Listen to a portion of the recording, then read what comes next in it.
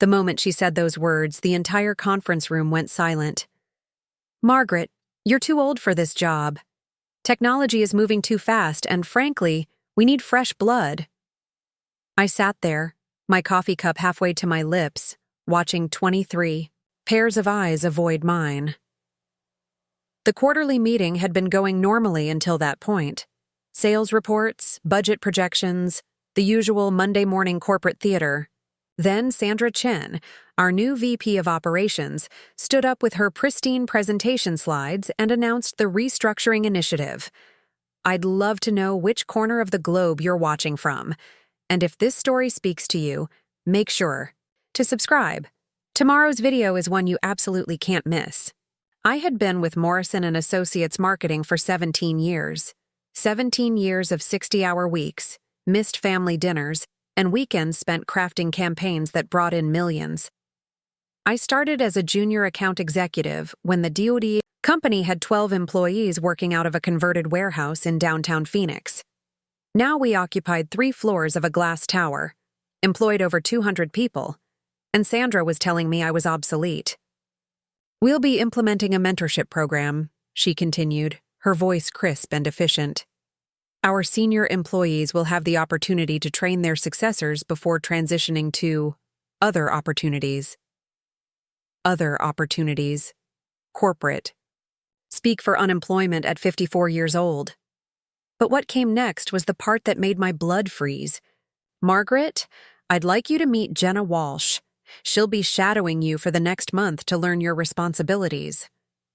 A 26-year-old blonde with perfect teeth and a tablet clutched to her chest stepped forward. She smiled at me with what I'm sure she thought was warmth, but all I could see was pity. "Hi, Margaret. I'm so excited to learn from someone with your experience." The pause before experience lasted exactly 1 second too long.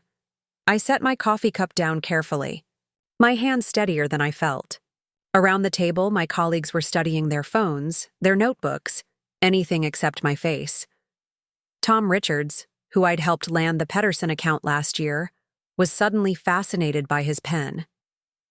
Lisa Morrison, the founder's daughter, was typing furiously on her laptop as if the most important email of her career had just arrived. These were people I'd worked beside for over a decade.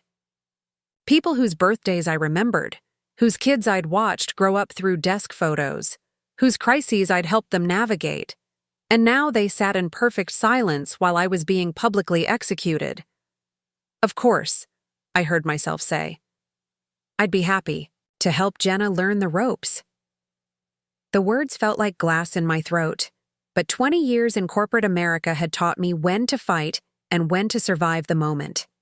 This was a survival moment. Sandra smiled that predator's smile that executives, perfect in management training seminars. "Wonderful. Margaret, I know we can count on your professionalism during this transition. Jenna has some fresh ideas about digital integration and social media synergy that I think will really modernize your accounts." My accounts. The Henderson Group, who I'd landed after 3 months of cultivation. Riverside Technologies, who'd been my client for 8 years and specifically requested me for every project.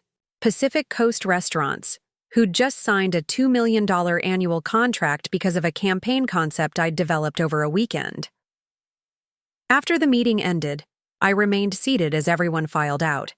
The room emptied quickly, conversations resuming in the hallway as if nothing had happened. As if a person's career and dignity hadn't just been dismantled in front of their peers. Jenna lingered by the door, shifting from foot to foot. "Margaret? Should we schedule some time to go over your current projects? I have some availability this afternoon." Her voice was eager, excited even. To her, this was an opportunity. To me, it was a funeral. I looked at her properly for the first time.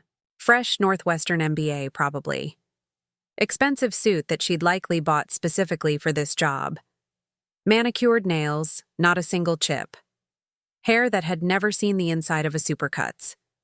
Everything about her screamed privilege and possibility. While I sat there in my 3-year-old blazer feeling like a relic. "Sure, Jenna. How about 2 o'clock in my office? I managed to keep my voice level professional. She beamed and bounced out of the room, probably off to text her friends about her exciting new position. I sat alone in that conference room for another 10 minutes, staring at the presentation screen that still displayed Sandra's slide. Organizational Evolution: Embracing the Future. Below the title was a graph showing productivity increases and cost reductions. I wondered if I was represented somewhere in those cost reductions. 17 years of loyalty, expertise, and relationships reduced to a line item. My phone buzzed. A text from my daughter Emily in Portland. "How's work, Mom? Hope you're having a good day." I stared at the message, my throat tightening. Emily was 28, just 2 years older than Jenna. She'd graduated from college debt-free because I'd worked overtime for 4 years to pay her tuition. She had her dream job at a nonprofit because I'd used my network to get her an interview. And now I was being replaced by someone her age because I was too old.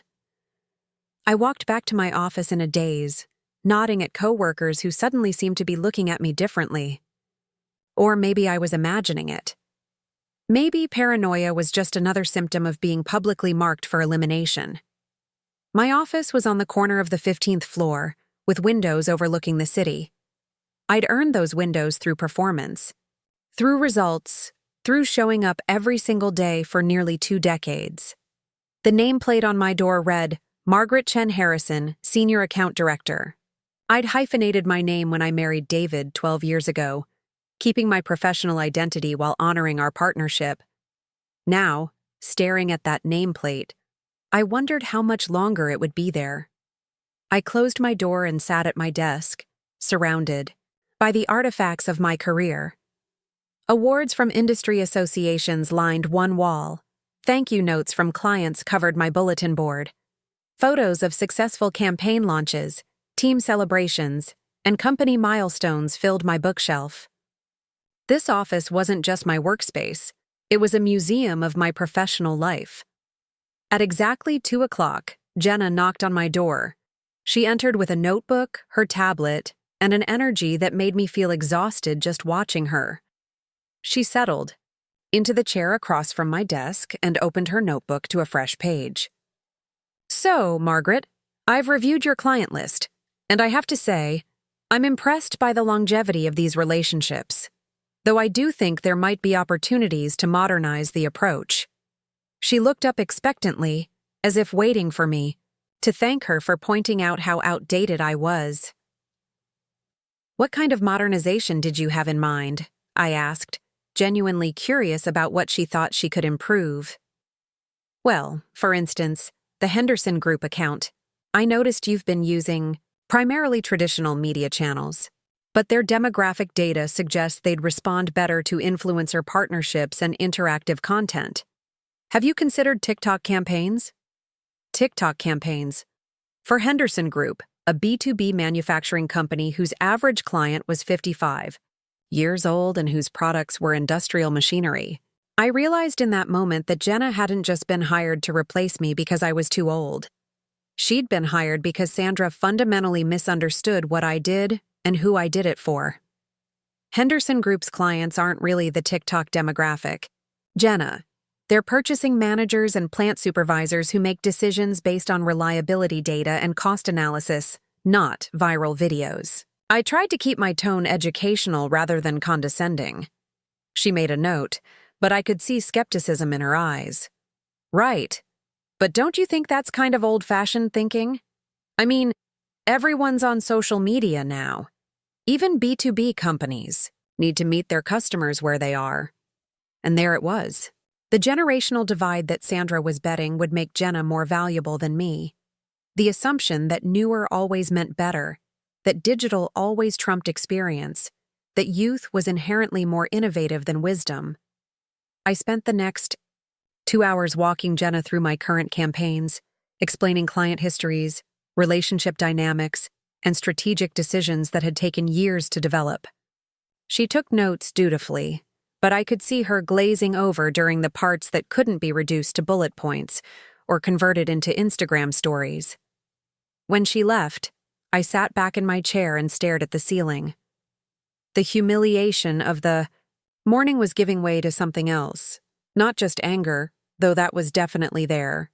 Something colder, sharper, a clarity I hadn't felt in years. I pulled out my phone and scrolled through my contacts until I found the number I was looking for. Richard Morrison. Not Lisa Morrison from the meeting, but her father. Richard Morrison, who'd founded Morrison & Associates 23 years ago with a business loan and a dream. The Richard Morrison who'd hired me personally and told me I reminded him of his late wife. Sharp, determined, and impossible to intimidate. Richard Morrison who'd retired 5 years ago and handed the company over to his daughter, but who still owned 60% of the shares. I looked at his number for a long moment, then put my phone away. Not yet. I had a month to train my replacement, and I was going to use every single day of it wisely.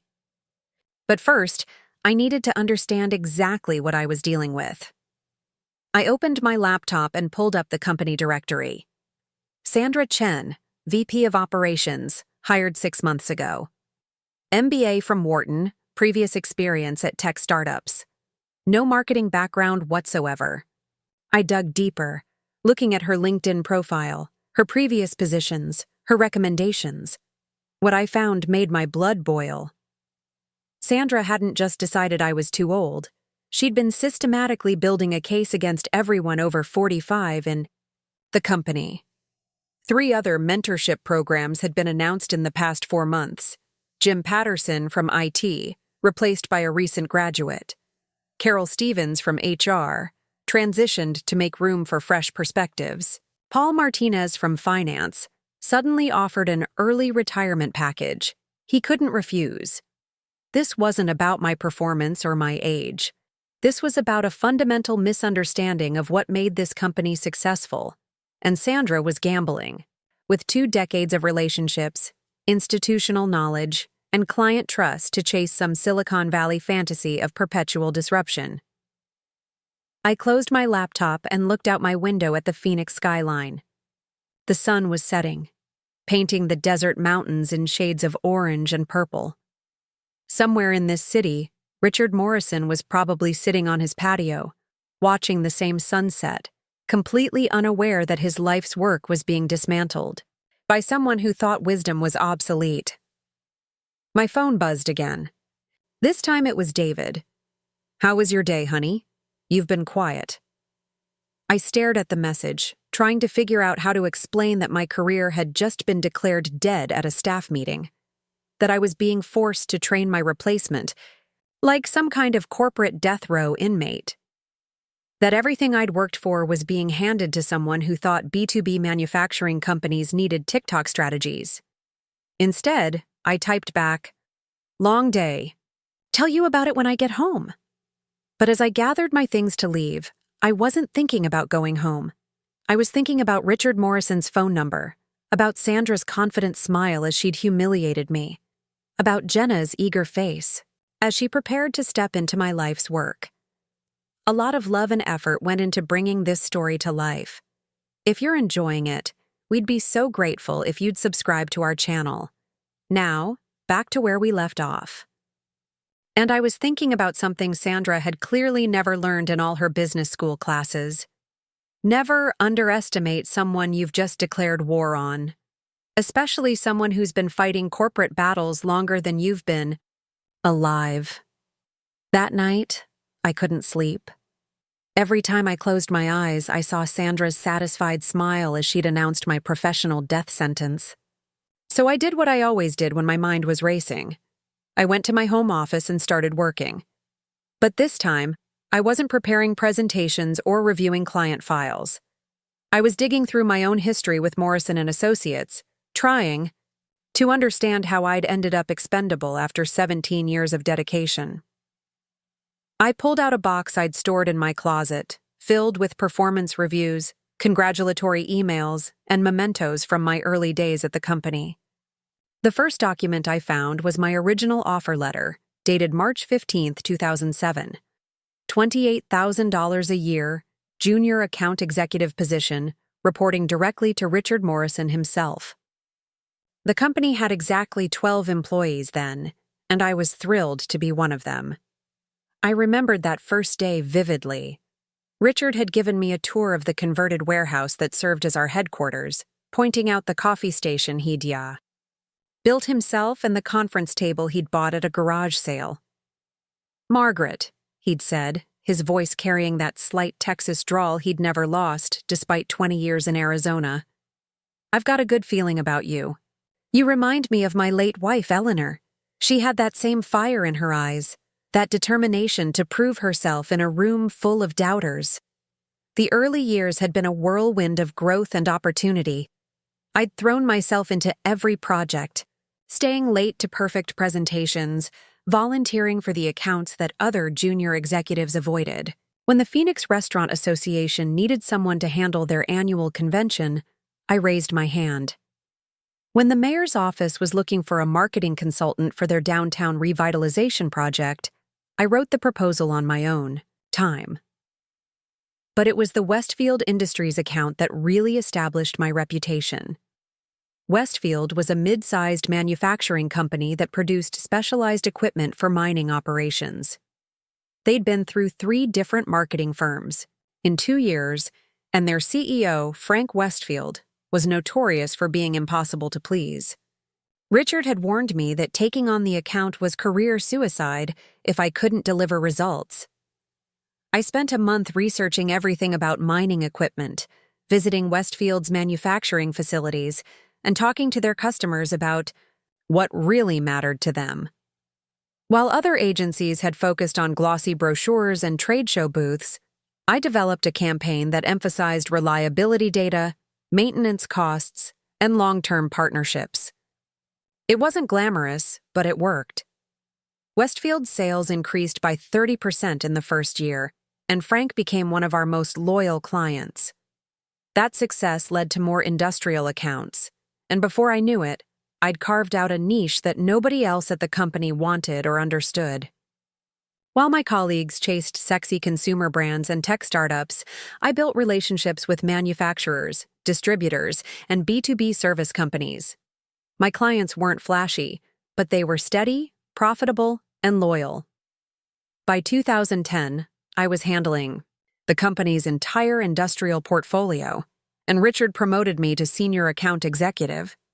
The raise was substantial, but more importantly, he'd pulled me aside after the company holiday party to tell me something that had shaped my entire career trajectory. "Margaret, I want you to know something," he'd said, his voice serious in a way that made me pay attention. "What you've built here, this industrial division, it's the backbone of our company.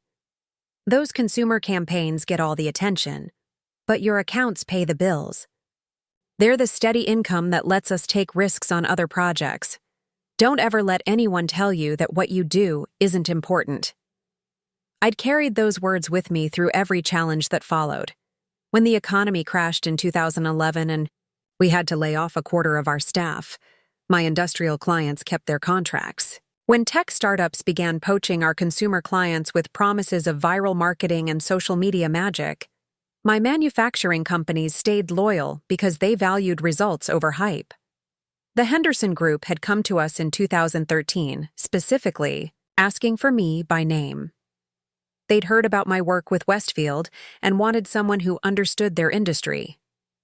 The initial contract was modest, but I'd grown it systematically over the years, expanding from their original product line to their entire corporate identity. By 2020, Henderson was our 3rd largest client, generating over $400,000 in annual revenue. Pacific Coast Restaurants had been an even bigger win. Despite the name, they weren't a flashy chain but a food service distributor that supplied restaurants throughout the Southwest. Their CEO, Maria Santos, had been burned by agencies that tried to treat her company like a consumer brand. She needed someone who understood supply chain logistics, vendor relationships, and the unglamorous reality of the restaurant industry's back-end operations. I'd spent weeks learning about food distribution, visiting their warehouses, riding along with delivery drivers to understand their customers' pain points. The campaign I developed focused on reliability, food safety standards, and cost efficiency. It wasn't Instagram-worthy, but it helped Pacific Coast expand into 3 new states and doubled their revenue over 5 years. These weren't stories that appeared in industry magazines or won advertising awards. They were quiet successes built on understanding businesses that most marketers found boring. But they were also the foundation of Morrison & Associates' stability and growth. Reading through my old performance reviews, I found consistent themes that now seemed almost prophetic. Margaret demonstrates exceptional client retention rates. Her industrial accounts show the highest profit margins in the company.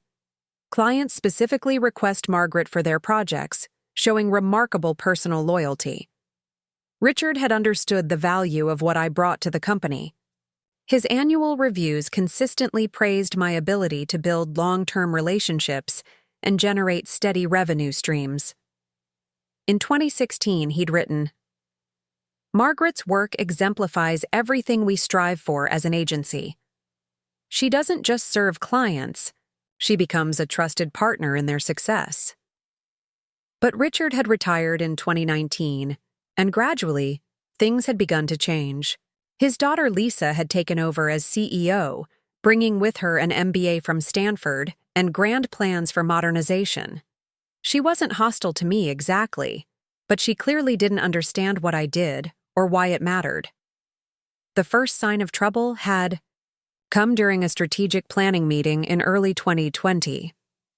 Lisa had presented her vision for the company's future, complete with charts showing revenue growth in digital marketing, social media management, and influencer partnerships. When she'd asked questions, I'd raised my hand. "This all looks very exciting, Lisa, but I notice there's no mention of our B2B accounts. They represent about 40% of our current revenue. How do these new initiatives support those relationships?" Lisa had smiled politely, the way you might smile at someone who'd just asked about using a typewriter in the age of computers. "Margaret, I appreciate your concern, but we need to focus on growth sectors. B2B marketing is, well, it's becoming obsolete. Companies want engagement, community building, viral content. The future is about brands that connect emotionally with their audiences." I'd tried to explain that my clients weren't looking for emotional connections. They were looking for partners who could help them increase sales and reduce costs. But Lisa had already moved on to discussing TikTok strategies and podcast sponsorships. Over the next few years, I'd watched the company's priorities shift dramatically. New hires were all digital natives with backgrounds in social media and content creation. Company meetings focused on metrics like engagement rates and follower counts. Traditional marketing approaches were consistently dismissed as outdated. Meanwhile, my clients kept renewing their contracts, often with increases. Henderson Group had expanded their relationship with us to include their subsidiary companies. Pacific Coast Restaurants had recommended us to their suppliers, bringing in 3 new accounts. Westfield Industries had been with us for over a decade, their loyalty unwavering even as other agencies courted them with promises of revolutionary new approaches. But in company meetings, my successes were barely acknowledged. When I'd report on Pacific Coast's latest contract renewal, Lisa would nod politely and quickly move on to celebrate a social media campaign that had gone viral but generated minimal actual revenue. When Henderson Group praised our work in their industry publication, the achievement was mentioned briefly in our newsletter, buried beneath lengthy features about our latest influencer partnerships. I'd started to feel like a ghost in my own company, present but increasingly invisible. My expertise was tolerated rather than valued, my results steady but unremarkable in a culture that prized innovation over reliability. The final insult had come 6 months ago when Sandra Chen was hired as VP of Operations. Lisa had introduced her as a strategic visionary who will help us optimize our human resources and operational efficiency. Sandra's first initiative had been to conduct performance audits of all senior staff, analyzing their contributions to the company's growth trajectory. I should have seen the writing on the wall when Sandra had scheduled my audit for a Tuesday afternoon. squeezing me in between what she clearly considered more important meetings. She'd reviewed my client list with the enthusiasm of someone reading a phone book. "Margaret, I have to ask, do you think these industrial accounts really align with our company's future direction? I mean, manufacturing, distribution, mining equipment.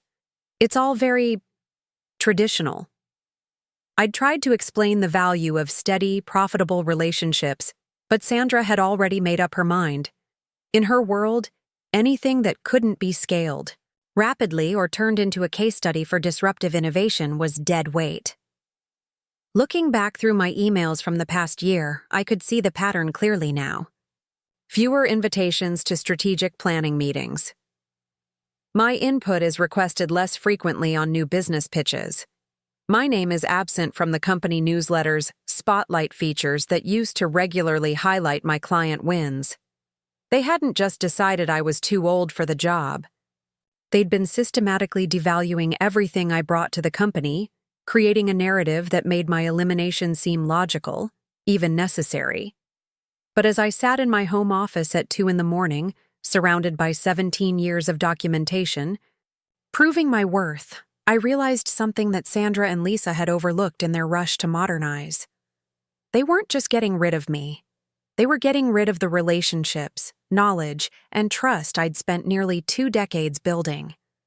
And unlike social media followers or viral content, those things couldn't be transferred to a 26-year-old with an MBA and a smartphone. I picked up my phone and scrolled to Richard Morrison's contact again. This time, I didn't hesitate. I composed a text message. "Richard, it's Margaret Chen Harrison. I hope you're well. I'd love to catch up over coffee when you have time. There are some things about the company I think you should know." I hit send before I could second-guess myself. Then I sat back in my chair and smiled for the first time since Sandra's humiliating announcement. They thought they were getting rid of dead weight. What they were actually doing was cutting the roots that held their tree in place, and I was about to make sure Richard Morrison understood exactly what that meant. Richard Morrison responded to my text at 6:30 the next morning. "Margaret, so good to hear from you. How about breakfast Thursday at the Desert Rose Cafe on Camelback? 8 a.m. work for you? And yes, I'd very much like to hear what's happening at my company." My company, not the company, not Morrison and Associates. My company. Even 5 years into retirement, Richard still felt ownership over what he'd built. That possessiveness was exactly what I was counting on. But Thursday was 3 days away, and I had more immediate concerns. Jenna was scheduled to shadow me for client meetings starting that morning, and I needed to be strategic about what she saw and learned. Sandra wanted me to train my replacement, but she'd never specified how thoroughly I needed to do it. I arrived at the office early and pulled up my client contact database. Over the years, I'd built an intricate system of notes, preferences, and relationship details that went far beyond standard CRM entries. Frank Westfield's file, for instance, contained not just contract details and project history, but personal information that had taken years to accumulate. His daughter's graduation from Arizona State, his wife's battle with breast cancer, his passion for vintage Corvettes. The fact that he despised salespeople who tried to rush him and respected those who understood that his decision-making process was methodical and thorough. None of this information existed in any official company system.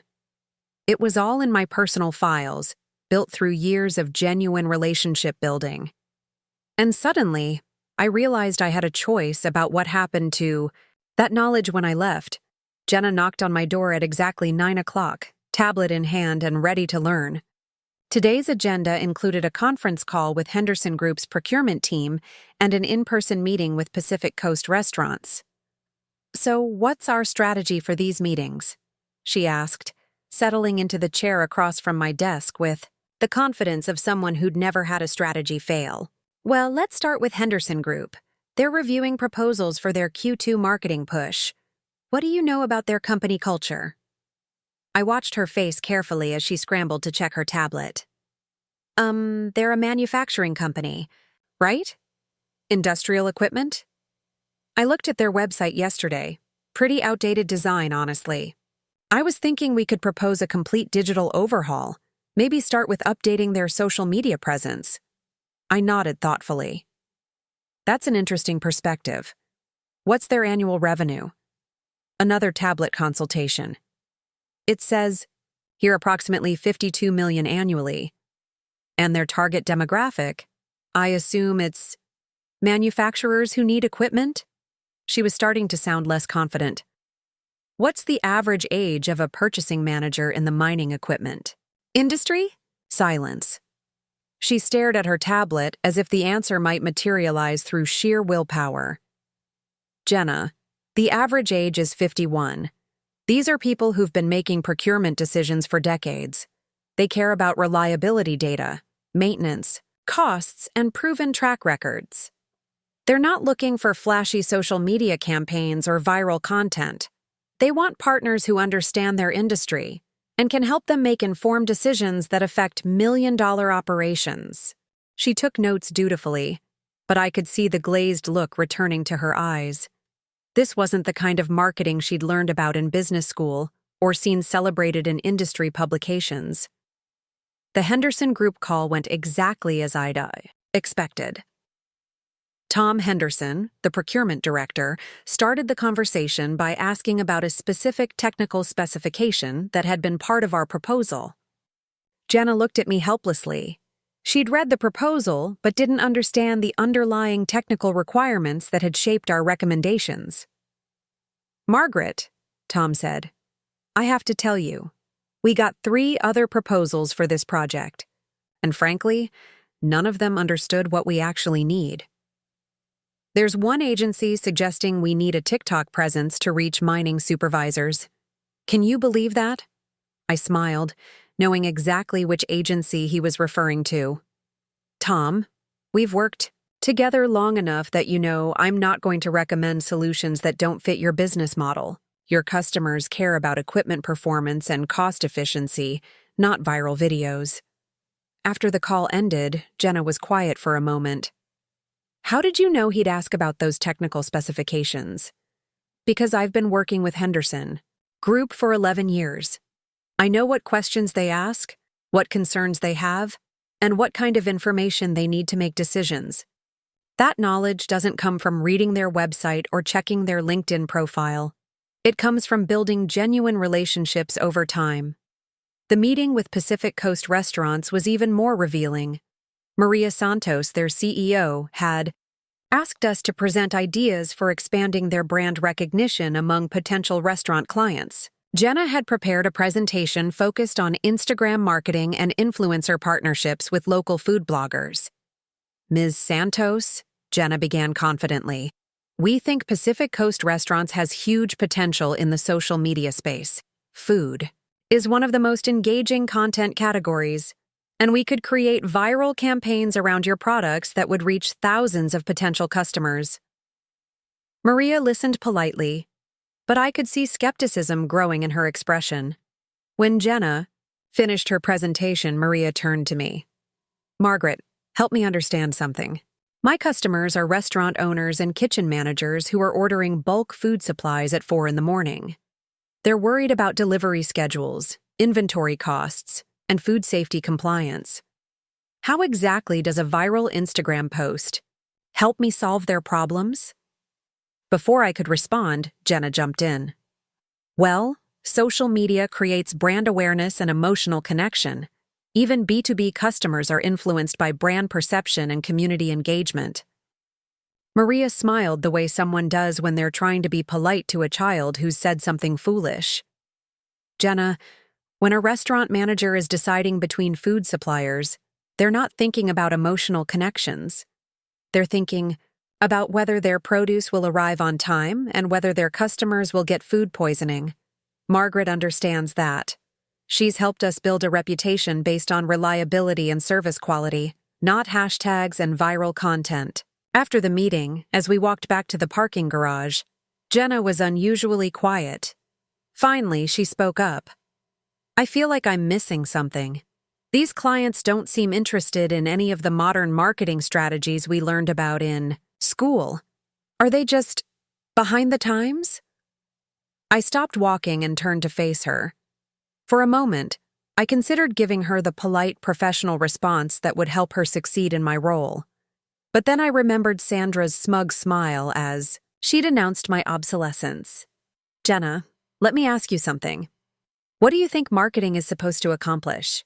Well, brand awareness, customer engagement, driving conversions? She recited the textbook answer with confidence. Those are tactics, not outcomes. Marketing is supposed to help businesses grow by connecting them with customers who need their products or services. Everything else is just noise. I started walking again, and she hurried to keep up. But social media, digital engagement, influencer partnerships, those are the tools that drive modern marketing success. For some businesses, absolutely. If you're selling makeup to teenagers or promoting a new restaurant, Instagram and TikTok make perfect sense. But if you're selling mining equipment to industrial operations, those tools are not just useless, they're counterproductive. They signal that you don't understand your customer's world. We'd reached the parking garage, but Jenna wasn't ready to end the conversation. So how do you market to those industries? How do you reach customers who aren't on social media? I smiled, recognizing something in her voice that gave me hope. Not the entitled confidence she'd displayed in our first meeting, but genuine curiosity. You show up. You learn their business. You attend their industry conferences, read their trade publications, and understand their challenges. You build relationships based on expertise and trust, not clever content and viral moments. But that sounds so slow. How do you scale that approach? You don't scale it. You deepen it. One client becomes 2, then 5, then 10. Each relationship becomes stronger over time, generating more revenue and more referrals. It's not as exciting as viral campaigns, but it's sustainable in a way that trend-based marketing never is. For the first time since we'd met, Jenna looked uncertain rather than confident. She was beginning to understand that the job she'd been hired to do wasn't the job she'd thought she was getting. That evening, I sat in my home office and began documenting everything I'd learned over 17 years at Morrison & Associates. Not the official procedures and client lists that existed in company systems, but the real knowledge that made those relationships possible. The personal details, the industry insights, the hard-won understanding of what each client truly needed. Created detailed profiles for each of my major accounts, including information that Jenna would never be able to replace. Frank Westfield's decision-making timeline and his preference for detailed technical data. Tom Henderson's tendency to test new agencies with impossible requests to see how they respond. Maria Santos's experience with previous marketing firms and exactly why those relationships had failed. But I didn't save these files to the company server. I saved them to my personal laptop, encrypted and password protected. Sandra wanted me to train my replacement, but she'd never specified that I had to provide a roadmap for maintaining the relationships that had taken me years to build. My phone buzzed with a text from David. "How's the training going with your replacement?" I stared at the message for a moment, then typed back, "She's learning a lot about what she doesn't know." Because that was the truth. Jenna was discovering that the job she'd been hired to do was far more complex than anyone had told her. And I was discovering that I had more power in this situation than Sandra had realized. They could force me to train my replacement, but they couldn't force me to make her successful. They could declare my expertise obsolete, but they couldn't transfer my relationships to someone who fundamentally misunderstood the client's needs. Thursday morning couldn't come fast enough. Richard Morrison needed to understand what was happening to his company, and I was going to make sure he had all the information necessary to make informed decisions. After all, helping people make informed decisions based on complete information was what I'd been doing for 17 years. It was time to apply those skills to my own situation. Thursday morning arrived with the kind of crystal-clear desert sky that made Phoenix beautiful despite its heat. I drove to Desert Rose Cafe with a folder of documents on my passenger seat, my heart beating steadily with purpose rather than panic. This wasn't desperation driving me to Richard Morrison. This was strategy. Richard was already seated at a corner table when I arrived, looking exactly as I remembered him. Silver hair, perfectly styled, wearing a polo shirt and khakis that probably cost more than most people's suits, but somehow managing to appear approachable rather than intimidating. He stood to hug me, the kind of genuine embrace that reminded me why I'd always respected him. "Margaret, you look wonderful. Retirement treating you well, I hope?" His smile faltered slightly as he studied my face. "Though I have to say, your text suggested this isn't entirely a social call." I settled into the chair across from him and opened my folder. "Richard, I need to tell you some things about what's happening at Morrison and Associates. Things I don't think Lisa is sharing with you." His expression grew serious immediately. Despite officially retiring 5 years ago, Richard Morrison was still the majority shareholder and retained veto power over major company decisions. More importantly, he still cared deeply about the business he'd built from nothing. "I'm listening." I started with Sandra's restructuring initiative, explaining how she'd systematically targeted employees over 45 for transition programs.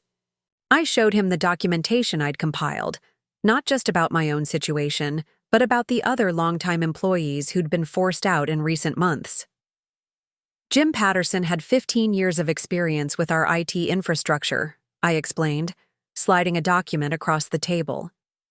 The graduate student they brought in to replace him lasted 3 weeks before quitting. They've had to bring in external consultants twice in the past month to fix problems Jim could have resolved in an hour. Richard's jaw tightened as he reviewed the papers. "What about Carol Stevens?" Pushed into early retirement 6 months ago. "Her replacement is enthusiastic, but has no experience with employment law or vendor negotiations. Last month, we nearly lost our health insurance contract because the new HR director didn't understand the renewal process." "And Paul Martinez?" "Offered a buyout package that he felt he couldn't refuse. The new finance director is brilliant with analytics software but doesn't understand client billing cycles or project cost management. Our accounts receivable is currently 60 days behind." Richard was quiet for a long moment, studying the documents with the focused attention I remembered from our early strategy meetings. When he finally looked up, his eyes held a mix of anger and sadness. "Margaret, why didn't Lisa tell me about these transitions?" "Because she doesn't see them as problems. She sees them as modernization. Sandra has convinced her that experience is a liability in today's business environment. They believe that fresh perspectives and digital expertise are more valuable than institutional knowledge." I pulled out my phone and showed him screenshots of internal communications I'd saved before my access would inevitably be revoked. Messages from Sandra to Lisa discussing the need to optimize human capital and eliminate legacy thinking patterns. "Margaret, I built this company on relationships, on trust, on the idea that expertise matters more than trends." His voice carried the weight of genuine betrayal. "Are you telling me they're dismantling everything we worked to create?" "Not intentionally, but yes, that's exactly what's happening." I leaned forward, knowing this was the crucial moment. "Richard, they're not just getting rid of people. They're getting rid of the relationships, knowledge, and client trust that those people represent. And they don't understand the difference." I told him about Jenna's training sessions, about her suggestions for TikTok campaigns for industrial clients, about her confusion when clients asked detailed questions about their industries. I explained Sandra's dismissal of B2B relationships as traditional thinking, and Lisa's focus on growth sectors that generated buzz but minimal sustainable revenue. "Yesterday, I got a call from Frank Westfield," I continued, watching Richard's face carefully. Frank had been one of our earliest major clients, someone Richard had personally courted in the company's second year. He'd heard rumors about changes at the company and wanted to know if they should be concerned about continuity of service. Richard's expression darkened. "What did you tell him?" I told him the truth, that the company was going through some personnel changes, but that his account would continue to receive the attention it deserved. I paused, letting the implication sink in. But Richard, I won't be there to ensure that happens. And Jenna doesn't understand what Frank's account requires. I pulled out my final document, a spreadsheet I'd created showing the revenue impact of the clients I personally managed versus the newer, digital-focused accounts that Sandra and Lisa prioritized. My industrial accounts generate 43% of the company's total revenue, I said quietly. They're also the most stable, with an average client retention rate of 8 years. The social media and influencer campaigns that everyone's excited about? They average 6 months before clients move on to the next trend. Richard studied the numbers in silence, his business mind clearly working through the implications. After several minutes, he looked up with an expression I'd rarely seen from him: cold, calculating anger. "Margaret, I need to ask you something directly. Are you coming to me because you want to keep your job, or because you're genuinely concerned about the company?" It was the question I'd been expecting, and I'd already decided on complete honesty. Both. But if I were only concerned about my job, I would have called you on Monday after Sandra's announcement. Instead, I spent the week documenting what's really happening and trying to understand the full scope of the problem. I met his eyes directly. "Richard, I've already accepted that I'm leaving Morrison & Associates. What I can't accept is watching the company destroy itself through ignorance." He nodded slowly, respect evident in his expression. "What do you need from me?" "Permission to do what's best for the clients I've served for years. Some of them are going to struggle with the transition to new account management. Others might choose to find agencies that better understand their needs. I want to make sure they have options and aren't trapped in relationships that no longer serve them." It was a carefully worded request that gave me latitude to do what I knew needed to be done without explicitly stating my intentions. Richard understood immediately. "You're talking about potentially significant client departures." "I'm talking about giving clients the information they need to make informed decisions about their marketing partnerships. What they do with that information is up to them." Richard was quiet for a long moment, then reached for his phone. "I think it's time I had a conversation with my daughter about the direction of my company." But before he could dial, his phone rang. The caller ID showed Lisa's name. "Dad? I was just about to call you. We have a situation at the office." Lisa's voice was tight with stress, loud enough that I could hear her clearly. 3 clients called this morning asking about personnel changes and account management transitions. Frank Westfield wants to schedule a meeting to discuss his concerns about service continuity. Maria Santos is asking whether we're still committed to serving B2B clients. And Tom Henderson's assistant called to confirm that Margaret will still be handling their account. Richard looked at me with something that might have been admiration. "And how are you planning to address these concerns?" "Well, that's what I wanted to talk to you about. Sandra thinks we should have Jenna handle the calls to show confidence in the transition. But honestly, Dad, I'm not sure she's ready for that level of client management." "No," Richard said quietly. "I don't imagine she is." "Dad? Are you there?" "I'm here, Lisa. And I think you're right. We do have a situation. I'll be in the office this afternoon. Don't make any decisions about client communications until we talk." He ended the call and looked at me with a mixture of respect and resignation. "You didn't wait for permission, did you?" "I made some phone calls yesterday evening. Nothing inappropriate, just checking in with longtime clients, seeing how they were doing, asking if they had any concerns about upcoming projects." I kept my tone professional, but we both knew exactly what those conversations had accomplished, and I'm sure they appreciated hearing from you directly. They did. And they asked some very pointed questions about the company's future direction and commitment to their industries. Richard chuckled, but there was no humor in it. "Margaret, you've just forced my hand in the most elegant way possible. Those clients aren't just asking questions. They're evaluating whether to stay with Morrison and Associates. Loyal clients deserve to have their concerns addressed by people who understand their businesses. If the company can provide that assurance, there's no problem. If they can't, I left the sentence unfinished. If they can't, then perhaps they deserve to lose those accounts. Richard's voice carried the steel that had built his company into a regional powerhouse. Margaret, I want you to know something. What Sandra and Lisa are doing, it's not just wrong strategically, it's wrong morally. You've given 17 years of your life to this company, and you deserve better than public humiliation followed by forced training of your replacement. Thank you for saying that. I'm not just saying it. I'm going to do something about it. He stood up, leaving money on the table for our untouched coffee.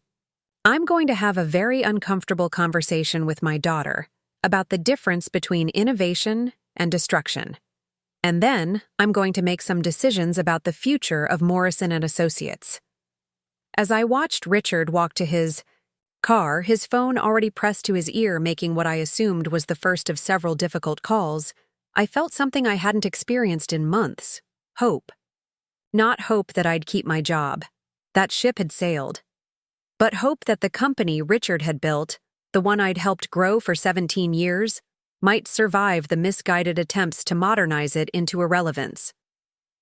My own phone buzzed with a text from Sandra. Need to see you in my office immediately. We have some client concerns to discuss. I smiled as I typed back, I'll be right there. Because now I was ready for Sandra Chen. Ready for her questions, her accusations, her attempts to blame me for the consequences of her own short-sighted decisions.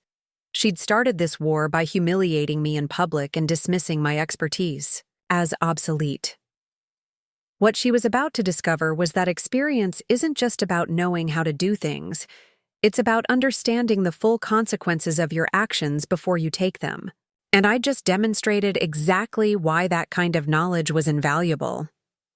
I walked into Sandra's office with the confidence of someone who'd just played their strongest hand and watched it succeed beyond their wildest expectations.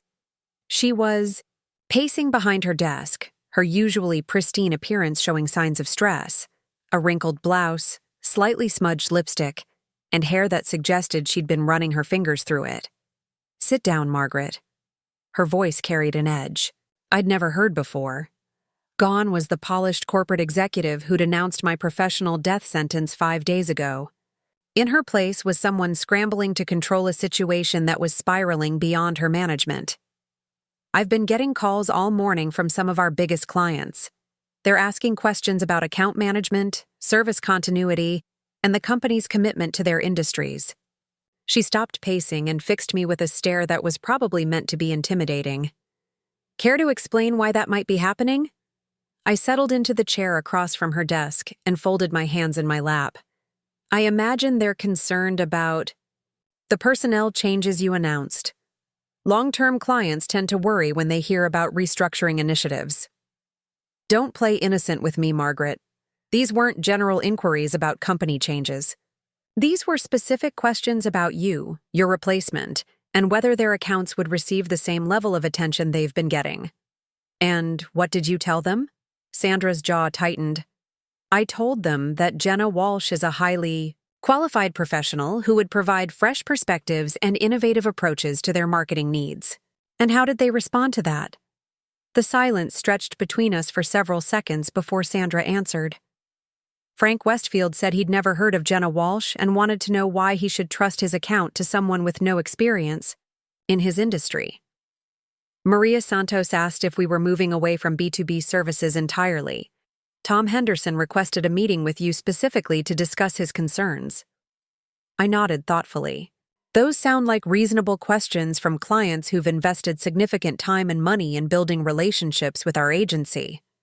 Margaret, I need to know exactly what you said to these clients. Did you tell them you were being terminated? Did you suggest they should consider other agencies? It was the question I'd been expecting, and I'd prepared for it carefully. Sandra, I had conversations with several longtime clients to check on their current projects and see if they had any concerns about upcoming deliverables. It's something I've done regularly for years as part of maintaining strong client relationships. And did you mention the transition in account management? When they asked directly, yes. I told them that the company was implementing some personnel changes and that they should feel free to discuss any concerns with you or Lisa directly. Sandra's expression suggested she knew I was being truthful while also being strategically evasive. Margaret, these clients aren't just asking questions. Frank Westfield specifically requested that his account remain with you through the completion of his current project. Maria Santos wants to schedule a meeting to discuss whether Morrison & Associates is still the right fit for Pacific Coast. Restaurants. That's not curiosity. That's client flight risk. Then perhaps the company should address their concerns rather than questioning my professional conduct. Before Sandra could respond, her phone rang. She glanced at the caller ID, and her face went pale. It's Richard Morrison. I need to take this. She picked up with forced cheerfulness. Richard, how wonderful to hear from you. How are you enjoying retirement? I couldn't hear Richard's side of the conversation, but Sandra's responses told the story clearly enough. Yes, we have been implementing some organizational improvements. No, I wouldn't characterize them as widespread layoffs. Well, the transition program is designed to optimize our human resources for future growth. Her voice grew increasingly strained as the conversation continued. Of course, I understand your concern about client retention. Yes, Margaret has been very professional throughout the process. No, I don't think that's necessary. Richard, I really think Lisa should be part of this conversation. She hung up the phone and sat down heavily in her chair. When she looked at me, some of the fight had gone out of her eyes. Richard is coming in this afternoon for a comprehensive review of recent personnel decisions and their impact on client relationships. She paused, studying my face. He specifically requested that you be present for the meeting. I kept my expression neutral, but internally I was celebrating. Richard had moved faster than I'd expected, and his request for my presence meant he was treating this as a serious business issue rather than a personnel dispute. Of course. What time should I plan to be available? 3 o'clock in the main conference room. Lisa will be there as well. Sandra's voice carried defeat that she was trying to mask as professionalism. Margaret, I want you to understand something. This restructuring initiative wasn't personal. It was based on data analysis and strategic planning for the company's future direction. I understand, Sandra. And I hope you understand that client relationships aren't just data points on a spreadsheet. They're built on trust, expertise, and mutual respect. When you disrupt those relationships without understanding their foundation, you risk losing more than individual employees. After I left Sandra's office, I spent the rest of the morning in a strange state of productive limbo. I continued training Jenna, answered client emails, and maintained my normal routine while internally preparing for the afternoon's confrontation. But something had fundamentally shifted in my relationship with the job. I was no longer fighting. To save my position, I was documenting everything necessary for my eventual departure. At lunch, I received a call from Maria Santos. Margaret, I hope you don't mind me calling directly, but I wanted to discuss some concerns about our upcoming project launches. Of course, Maria. What can I help you with? I've been thinking about our conversation yesterday, and I'm worried about the transition you mentioned. Pacific Coast Restaurants has worked with Morrison & Associates for 5 years specifically because of your understanding of our industry. If you're not going to be managing our account anymore, I need to understand what that means for our working relationship. I chose my words carefully. Maria, the company is making some changes to account management structure. I think the best thing would be for you to speak directly with Lisa Morrison about your concerns and get her assurance about continued service quality. Margaret, can I ask you something directly? Are you being let go? The question hung in the air between us. Maria Santos was a straight-talking businesswoman who'd built her company through careful decision-making and refusing to accept corporate doublespeak. She deserved an honest answer. The company has decided to transition my responsibilities to a younger employee with different qualifications. And you're okay with that? I'm focused on making sure all my clients receive the support they need, regardless of what happens to me personally.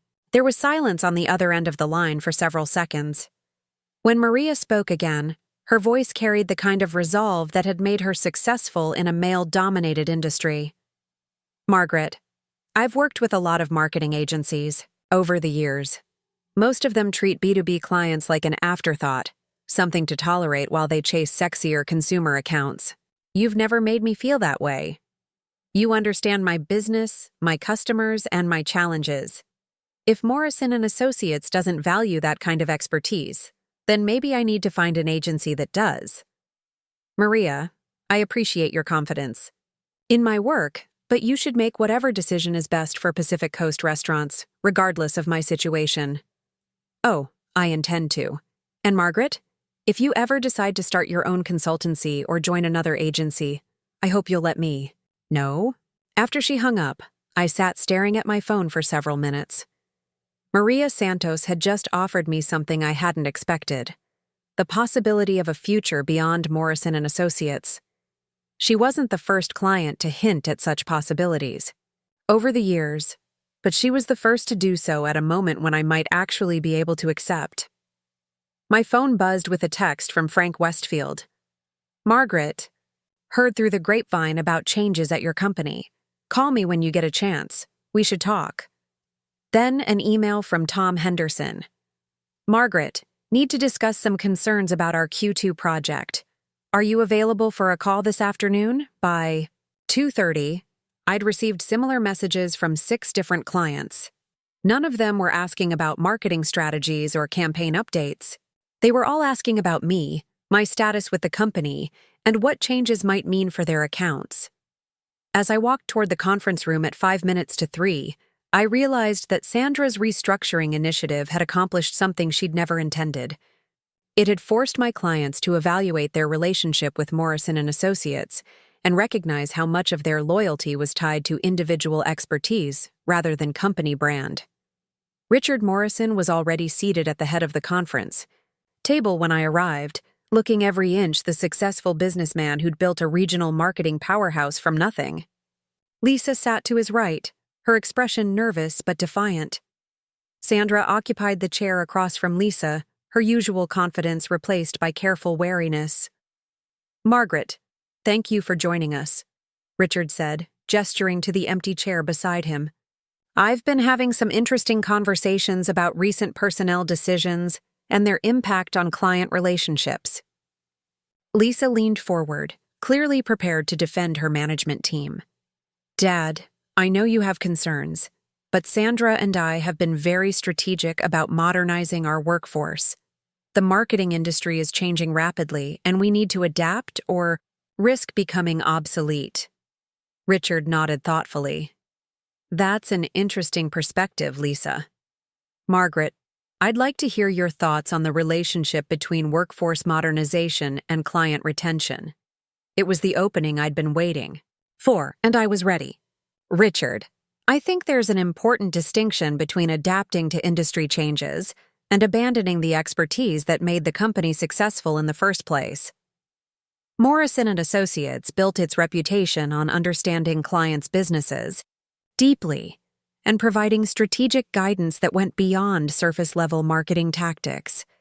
That kind of expertise doesn't become obsolete just because new digital tools emerge. Sandra shifted uncomfortably in her chair. But Margaret, you have to admit that client expectations are changing. They want agencies that understand social media, influencer marketing, viral content creation. Some clients want those things, I agreed. But others want partners who understand their industries, their customers, and their specific business challenges. Frank Westfield doesn't need viral content. He needs marketing strategies that help him sell mining equipment to purchasing managers who care about reliability and cost efficiency. Richard looked at Sandra with an expression that reminded me why he'd been successful for so many years. Sandra, what's Frank Westfield's annual contract value? She consulted her tablet. Approximately $180,000 annually. And how long has he been our client? 11 years. So over the course of his relationship with us, he's generated nearly $2 million in revenue. Richard's voice carried the weight of someone doing mental calculations that Sandra had clearly never considered. And you're suggesting we risk losing that relationship to pursue TikTok campaigns for B2B manufacturers? The room fell silent as the implications of Richard's question settled over everyone present. This wasn't just about my job anymore. It was about the fundamental direction of the company and whether short-term modernization trends were worth sacrificing long-term profitable relationships. Richard looked around the table, his gaze settling on each person before he spoke again. I think we need to have a much more comprehensive discussion about the future of Morrison & Associates. Richard Morrison stood up from the conference table, his presence commanding the room in a way that reminded everyone exactly who held the real power at Morrison & Associates. Despite 5 years of retirement, he moved with the authority of someone who'd built something from nothing and wasn't about to watch it be destroyed by well-intentioned incompetence. I think we need some concrete data before we continue this discussion, he said, walking to the whiteboard at the front of the room. Lisa, I want you to pull up our client retention rates for the past 2 years. Sandra, I need revenue breakdowns by account manager and client tenure. Margaret, I'd like you to provide context for any significant changes in client relationships during that period. What followed was 3 hours of the most uncomfortable business analysis I'd ever witnessed. As the numbers appeared on laptops and were transferred to the whiteboard, a clear picture emerged that contradicted everything Sandra had presented about the company's need for modernization. Client retention rates had dropped from 92% to 73% over the 18 months since Sandra's arrival. Revenue from accounts managed by employees over 40 had remained steady or increased, while newer accounts managed by younger staff showed high turnover and declining contract values. Most damning of all, the accounts that Sandra had categorized as traditional and low growth actually generated 61% of the company's profit margin. Dad, Lisa said quietly, staring at her laptop screen. I had no idea the numbers looked like this. Richard nodded grimly. That's because you've been looking at growth metrics and engagement statistics instead of fundamental business indicators, revenue, profit, and client satisfaction. He turned to Sandra, his expression stern but not hostile. Sandra, I need you to explain to me how eliminating our most profitable relationships serves the company's long-term interests. Sandra had been increasingly quiet as the data revealed the scope of her miscalculations. But now she straightened, in her chair, clearly preparing to defend her strategy. Richard, I understand that the numbers might seem concerning, but we have to think about future growth potential. The B2B accounts Margaret manages are stable, yes, but they're not scalable. They require intensive personal relationships and industry-specific expertise that can't be systematized or replicated efficiently. And that's a problem because it limits our growth ceiling. We can't build a major regional agency on relationships that depend on individual employees. We need systems, processes, and approaches that can be scaled across multiple accounts and market segments. Richard was quiet for a moment, considering her argument. When he spoke, his voice carried the weight of decades of business experience. Sandra, let me tell you something about scalability. McDonald's is scalable. You can train anyone to follow their systems and produce consistent results. But Morrison & Associates isn't McDonald's. We're more like a fine restaurant where clients come for expertise they can't get anywhere else. You can't scale that kind of value by reducing it to systems and processes. He walked back to the whiteboard and circled the profit margin figures. These numbers represent something that can't be replicated through training programs or digital tools. They represent trust, expertise, and relationships that take years to develop. When you eliminate the people who've built those relationships, you're not modernizing. You're destroying the company's most valuable assets. Lisa looked between her father and Sandra, clearly struggling with conflicting loyalties. But Dad, we do need to adapt to industry changes. Our competitors are winning accounts with innovative approaches and digital strategies. Are they keeping those accounts? Richard asked pointedly. Margaret, what's the average client tenure for our industrial accounts compared to our social media and digital marketing clients? I consulted my notes. Industrial accounts average 6.5 years. Digital and social media accounts average 14 months. And which generates higher lifetime value? Industrial accounts generate an average of $400,000 over their relationship with us. Digital accounts average about $60,000 before they move to another agency. The silence in the room was profound as everyone absorbed the implications of those numbers. Sandra's entire modernization strategy was based on pursuing lower-value, shorter-term relationships while eliminating the high-value, long-term partnerships that actually sustained the business. Richard returned to his seat, his expression thoughtful rather than angry. Sandra, I appreciate your expertise and your intentions, but I think there's been a fundamental misunderstanding about what makes this company successful. Richard, with respect, I think there's been a misunderstanding about where the marketing industry is heading. B2B relationships are becoming commoditized. Clients want efficiency, automation, and cost reduction. They don't want to pay premium prices for personal relationships that can be replaced by technology. Is that what our B2B clients are telling you? Sandra hesitated. Well, no, but industry research shows— Margaret, Richard interrupted. What are our B2B clients actually telling us about their priorities? I opened my folder and pulled out client feedback forms from the past year. Frank Westfield's most recent satisfaction survey specifically praised our understanding of his industry and our ability to provide strategic guidance that goes beyond basic marketing services. Maria Santos wrote that she values our partnership, approach, and our willingness to learn about her business challenges. Tom Henderson rated our industry expertise as the primary reason for contract renewals. Richard nodded. So, our actual clients are telling us they value exactly the things Sandra wants to eliminate in favor of scalable systems and digital efficiency. The meeting continued for another hour, with Sandra making increasingly desperate attempts to defend her strategy while the data consistently contradicted her assumptions. She argued that the company needed to position itself for future growth, that traditional marketing approaches were becoming obsolete, that clients would eventually demand the digital solutions she was promoting. But with each argument, Richard pressed her for concrete evidence, specific client feedback, or measurable results that supported her theory. And with each question, it became clearer that Sandra's entire modernization initiative was built on industry projections and business school theories rather than actual client needs or market realities. Finally, Richard stood up again, signaling that the discussion was nearing its conclusion. Sandra, Lisa, I want to be very clear about something. This company was built on the principle that client relationships matter more than internal processes. That expertise matters more than efficiency. That long-term value matters more than short-term growth. He paused, looking directly at Sandra. Those principles aren't obstacles to success. They are the foundation of success.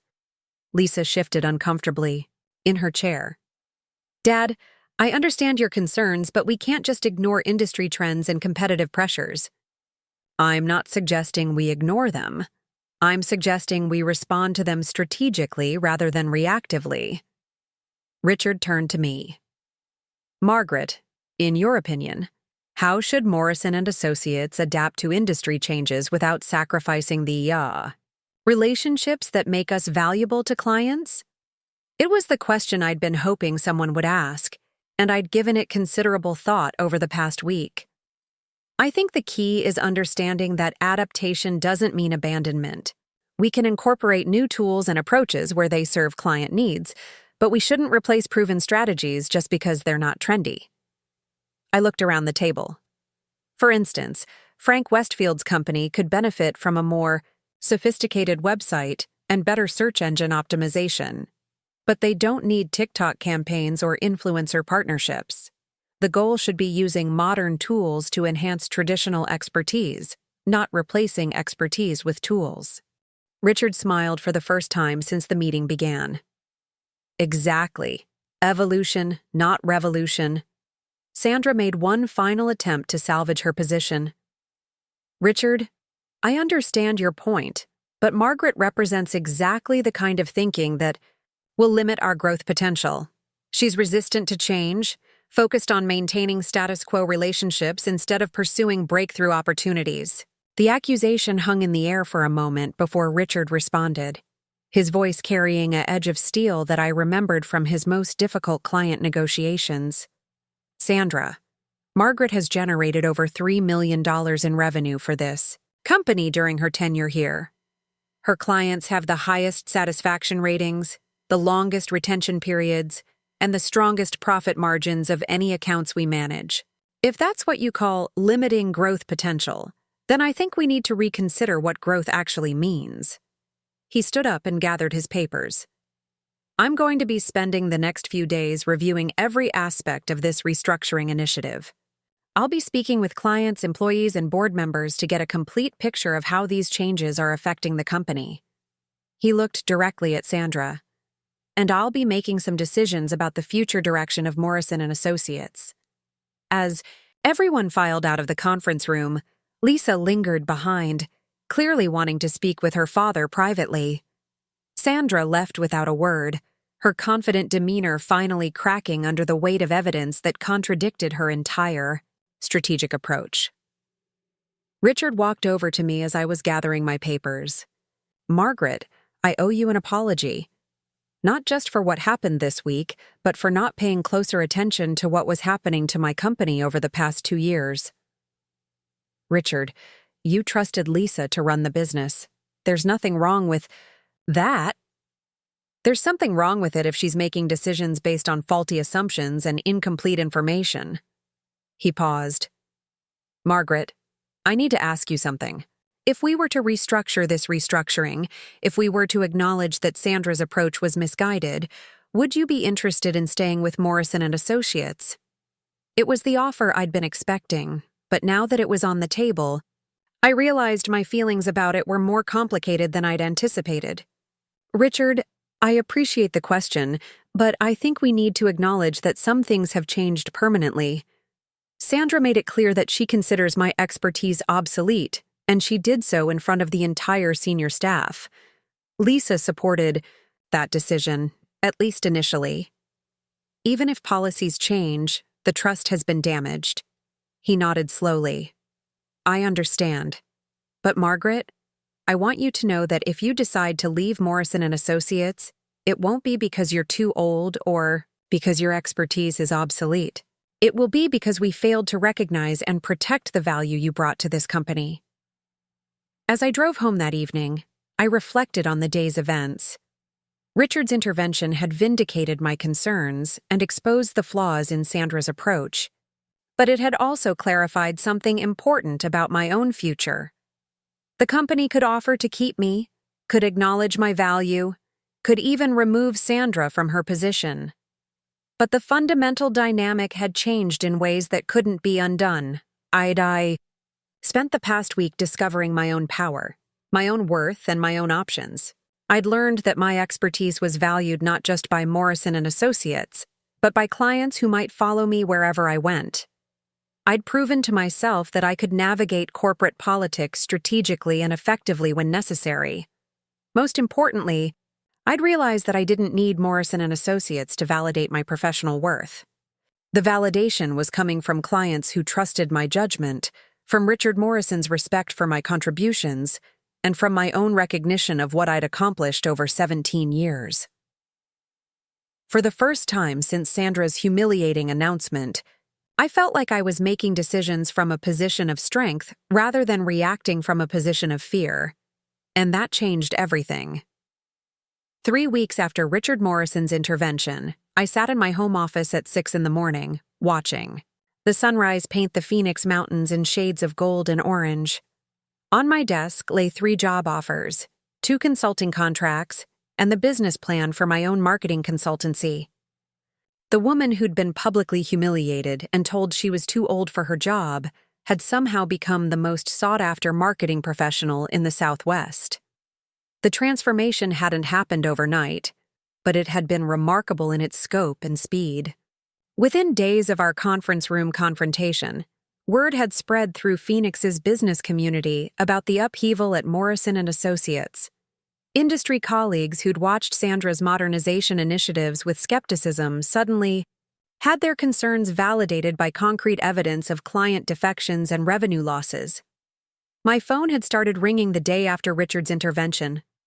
First, it was Maria Santos, calling to formally notify Morrison & Associates that Pacific Coast Restaurants would not be renewing their contract. She'd been professional but direct. The company's new direction didn't align with her business needs, and she was seeking an agency that better understood B2B marketing challenges. "Margaret," she'd said before ending the call, "I meant what I said about wanting to work with you wherever you end up. You understand my business in a way that most agencies never will." Frank Westfield had been more blunt. When Lisa Morrison called to schedule a meeting about his concerns, he'd told her plainly that his loyalty was to expertise, not to company names. If Margaret Chen Harrison wasn't managing his account, he'd find an agency where she was. Tom Henderson had taken a different approach, requesting a meeting with Richard Morrison personally to discuss the strategic direction of Morrison & Associates and its impact on long-term client relationships. The meeting had lasted 2 hours, and according to my sources still at the company, Tom had been very specific about his expectations for continued service quality. But the real validation had come from unexpected sources. Jennifer Martinez, the owner of Southwest Manufacturing Consultants, had called me directly after hearing about the situation through industry contacts. Her company provided operational efficiency services to manufacturing companies throughout Arizona and New Mexico, and she'd been looking for a marketing partner who understood industrial businesses. "Margaret, I've been following your work for years through mutual clients," she'd said. "What happened at Morrison & Associates is their loss and the industry's opportunity.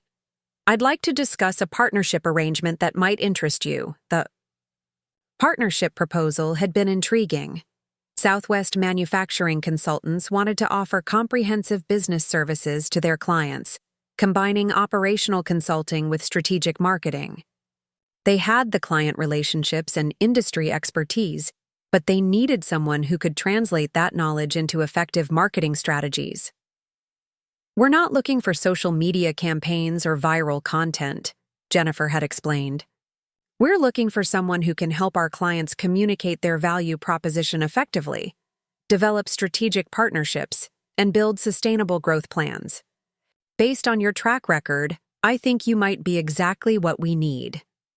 The financial terms were generous, a base salary higher than what I'd earned at Morrison & Associates, plus equity participation and performance bonuses tied to client retention, and satisfaction rather than trendy metrics like engagement rates or follower counts. But the most appealing aspect wasn't the money, it was the philosophy. Southwest Manufacturing Consultants was built on the same principles that had made me successful: deep industry expertise, long-term relationship building, and strategic thinking that prioritized client success over internal processes. While I was considering Jennifer's offer, 2 other opportunities had emerged. Hendricks & Associates, a well-established agency in Tucson, had reached out about creating a new B2B division under my leadership. Their CEO, Robert Hendricks, had been candid about his company's shortcomings in industrial marketing and his respect for what I'd accomplished. "Margaret, we've been trying to break into B2B marketing for 3 years, he'd admitted during our phone conversation. "Every attempt has failed because we've approached it like consumer marketing with different messaging. You understand that it's an entirely different discipline, and we'd like you to build that capability for us from the ground up." The third offer had come from an unexpected source: Preston Industrial Services, one of Frank Westfield's competitors. Their CEO, David Preston, had heard about my situation through industry connections and made a direct proposal. We've been thinking about bringing marketing capabilities in-house rather than working with agencies that don't understand our business, he'd explained. What if we created a position specifically designed around your expertise? You'd work exclusively with companies in our industry sector, developing marketing strategies that actually make sense for industrial businesses. Each opportunity represented a different path forward, but they all shared one crucial element: recognition that my expertise was valuable precisely because it was specialized, relationship-based, and built on deep industry knowledge rather than trendy techniques. Meanwhile, the situation at Morrison & Associates had continued to deteriorate. Sandra Chen had submitted her resignation 2 days after Richard's intervention, citing philosophical differences about the company's strategic direction. Her departure had been handled quietly, with no company-wide announcement and no explanation to clients who might have been confused by another personnel change. Jenna Walsh had lasted exactly 1 week as my replacement before requesting a transfer to consumer accounts. The complexity of B2B client relationships, the technical knowledge required, and the long-term strategic thinking involved had overwhelmed her completely. According to my former colleagues, she'd broken down in tears after a conference call with Tom Henderson, telling Lisa Morrison that she felt completely unprepared for this level of client management. Lisa had personally taken over my accounts, temporarily, but her inexperience with industrial marketing had become apparent quickly.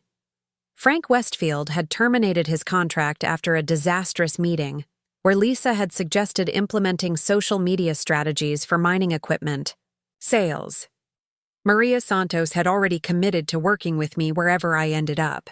Tom Henderson was giving the company 30 days to demonstrate competence in B2B marketing before making his own decision about contract renewal. The irony wasn't lost on me. The company that had declared my expertise obsolete was now desperately trying to replace capabilities they'd dismissed as outdated. Richard Morrison had called me personally the previous week, his voice carrying a mixture of regret and resignation. "Margaret, I want you to know that we're prepared to make a very generous offer for you to return to Morrison & Associates. Senior Vice President of B2B Services, 20% salary increase, equity participation, and complete autonomy over your division." The offer was everything I might have wanted 6 months earlier: recognition, respect, financial reward, and the authority to build the kind of marketing practice I believed in. But I'd already made my decision. "Richard, I'm deeply grateful for the offer, and I'm honored by your confidence in my abilities. But I think it's time for me to try something new." There had been silence on the other end of the line before he'd responded. "I can't say I'm surprised, Margaret. What Sandra did to you was unforgivable, and the damage to trust goes both ways. But I want you to know that letting you go was the biggest mistake this company has ever made." "Richard, I don't think of it as the company letting me go. I think of it as the company helping me realize that I was ready for bigger challenges." That conversation had crystallized my thinking about the choice I needed to make. Morrison & Associates represented safety, familiarity, and the validation of returning, triumphant to the place that had rejected me. But it also represented limitations I'd never fully recognized while I was there. Southwest Manufacturing Consultants represented something different: the opportunity to build something new, to apply my expertise in ways that could have broader impact, and to partner with people who valued my knowledge not despite its specialization, but because of it. I'd accepted Jennifer Martinez's partnership offer the next day. This morning, I was preparing for my first official day as senior partner for strategic marketing at Southwest Manufacturing Consultants. My home office, which had served as my command center during the crisis at Morrison & Associates, was being converted into my permanent workspace. The partnership agreement included flexibility for remote work, client travel, and the kind of relationship building that couldn't be accomplished from a corporate office. My phone rang at exactly 7 o'clock. Maria Santos, calling to discuss the marketing strategy for Pacific Coast Restaurants' expansion into Colorado and Utah. "Margaret, I can't tell you how relieved I am to be working with you again. I've been talking to other agencies for the past month, and it's clear that most of them still don't understand what B2B marketing actually requires. We spent an hour discussing distribution logistics, regional market differences, and the regulatory challenges of food service expansion. It was exactly the kind of complex, industry-specific conversation that Sandra Chen would have dismissed as outdated thinking. But it was also the foundation for a marketing strategy that could help Maria's company grow sustainably, rather than pursuing viral moments that generated buzz but no actual business value. After the call ended, I reflected on how much had changed in just a month. The woman who'd been told she was too old for her job was now fielding calls from clients who specifically sought her expertise. The employee who'd been forced to train her replacement was now a business partner with equity participation and strategic autonomy. But the most important change wasn't professional. It was personal. I'd discovered that my value wasn't dependent on corporate validation or industry trends. It was based on my ability to understand complex business challenges and develop strategic solutions that actually worked. The humiliation I'd experienced at Morrison & Associates had forced me to examine my own worth honestly, without the filter of company hierarchies or management philosophies. And what I'd discovered was that my expertise was more valuable than I'd realized. My relationships were stronger than I'd understood, and my options were broader than I'd imagined. At 9 o'clock, Jennifer Martinez arrived at my house for our first official partnership meeting. She brought coffee, a stack of potential client files, and the kind of enthusiasm that comes from building something meaningful rather than chasing metrics that look good in presentations. Margaret, I've been thinking about our conversation last week, and I have an idea that might interest you, she said, settling into the chair across from my desk. What if we developed a comprehensive training program for marketing professionals who want to specialize in B2B services? There's clearly a knowledge gap in the industry, and you could help address it. The idea intrigued me immediately. Teaching others how to build the kind of relationships and expertise that had sustained my career would be a way to scale my impact beyond individual client work. Jennifer, that's brilliant. We could create something that actually prepares people for B2B marketing instead of forcing them to learn through trial and error. Exactly. And Margaret, based on what happened at Morrison & Associates, I think there are a lot of companies that would benefit from understanding the real value of relationship-based marketing. As we spent the morning planning our partnership's first initiatives, I realized that Sandra Chen had been wrong about scalability. You can't scale expertise by reducing it to systems and processes, but you can scale it by teaching others how to develop it themselves. You can't systematize relationships, but you can teach people how to build them authentically. The doorbell rang at 11:30. A delivery driver handed me an envelope with Morrison & Associates logo in the return address. Inside was a formal letter from Lisa Morrison, expressing the company's regret about my departure and requesting a meeting to discuss potential collaboration opportunities on projects that require specialized B2B expertise. I smiled as I read the letter. 4 weeks ago, Lisa Morrison had sat silently while Sandra Chen announced my professional obsolescence. Now she was asking for my help as a consultant because the company couldn't replace what they'd dismissed as outdated. I set the letter aside without responding. Not out of spite, but because I was building something new rather than trying to repair something broken. That afternoon, I hosted my first client meeting as senior partner at Southwest Manufacturing Consultants. Frank Westfield had agreed to discuss his company's expansion plans and marketing needs under our new partnership arrangement. Margaret, he said, settling into my home office with the comfortable familiarity of someone who'd worked with me for over a decade, I have to tell you, watching you handle this transition has been impressive. You turned a bad situation into an opportunity, and you did it with more class than most people would have managed. Frank, I learned something important through this whole experience. My value isn't tied to any particular company or position. It's tied to my ability to understand your business and help you succeed. That's exactly why I followed you here. Loyalty goes both ways, Margaret. You've always understood that, even when your former company didn't. As Frank and I discussed his expansion plans, I felt a satisfaction that went beyond professional success. I was doing work that mattered, with people who valued expertise over trends, building something that would last beyond the next quarterly report or viral campaign.